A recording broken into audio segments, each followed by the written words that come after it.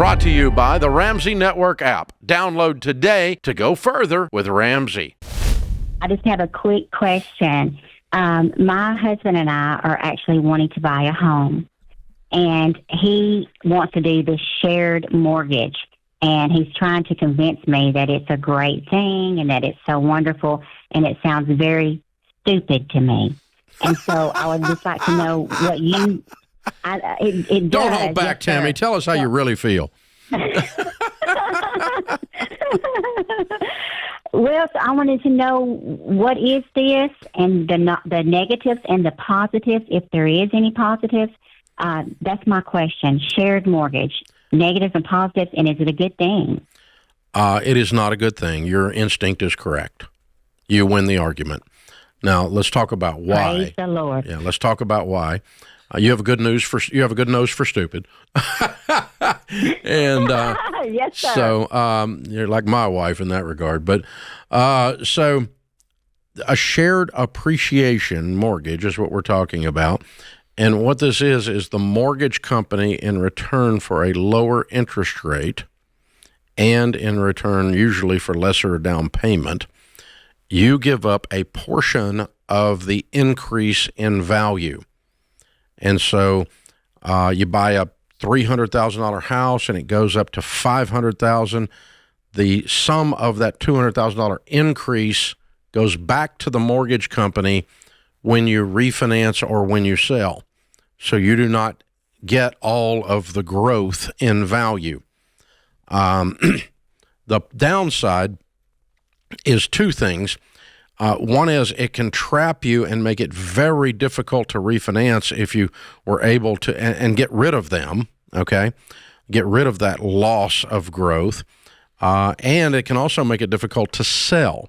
And, of course, the third thing is you gave up some of your growth. And it's not, the trade-off's not worth it, is what it amounts to. I don't know why he's being pulled into that. That's very strange. Because the thing is, very, very few mortgages, very, very, very few people do this. I thought the program was actually dead until a few months ago. I heard somebody bring it up.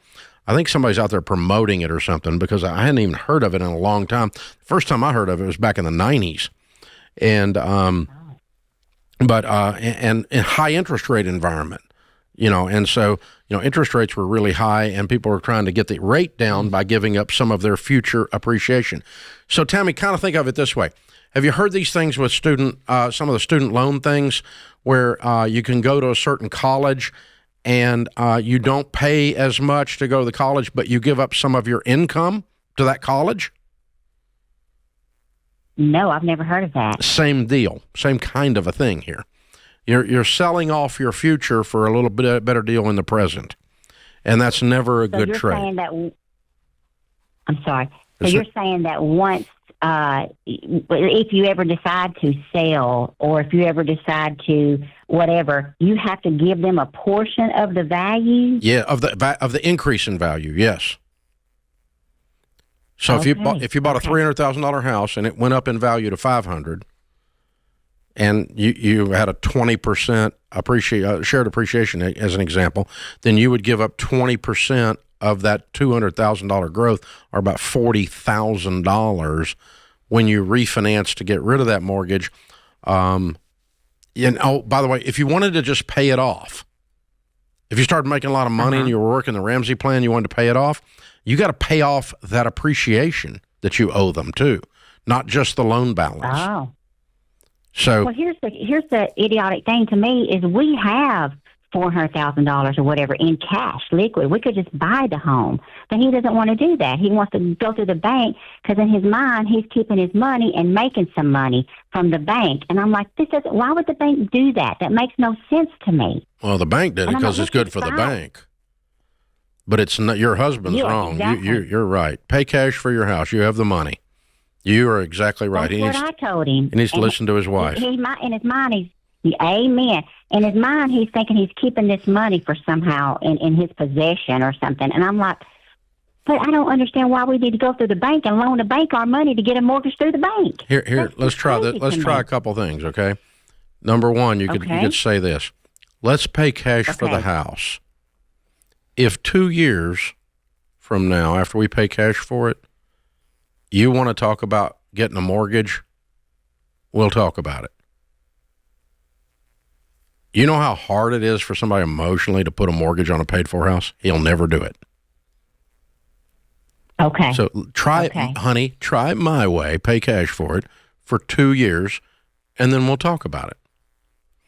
So that's thing number one. Okay. Thing number two, all right? We did the largest study of millionaires ever done in North America. I say this all the time because we did. We studied 10,000 plus millionaires.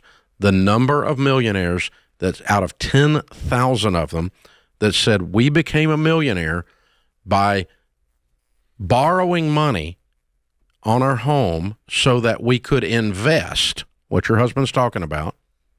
The number of millionaires that said they did that out of 10,000 was 0.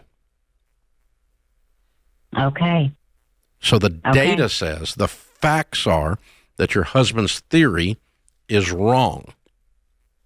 Okay? Okay. One last thing, and I'm going to keep throwing stuff at him and at you too, but here's the thing. So good. When I went broke, I did whatever I wanted to do because I'm really smart with math, and I did some stupid butt stuff like he's trying to do. And I found in the Bible, Proverbs 31 says, "Who can find a virtuous wife?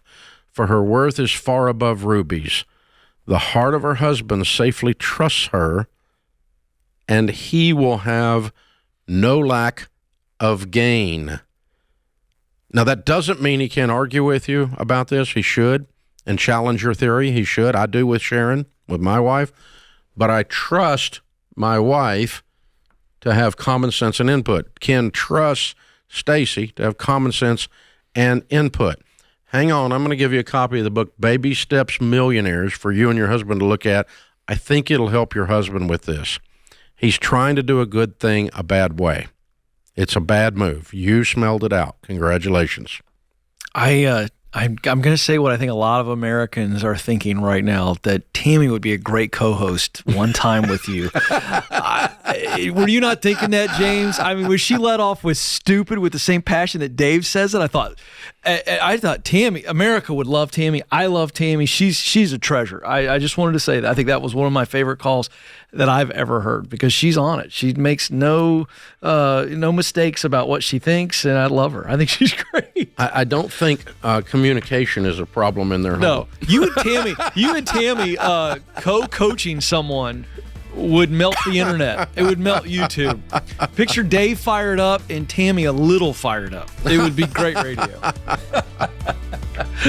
Oh, you're awesome, fun. Tammy. Very fun. You're amazing, lady. Well done. Brought to you by the Ramsey Network app. Download today to go further with Ramsey.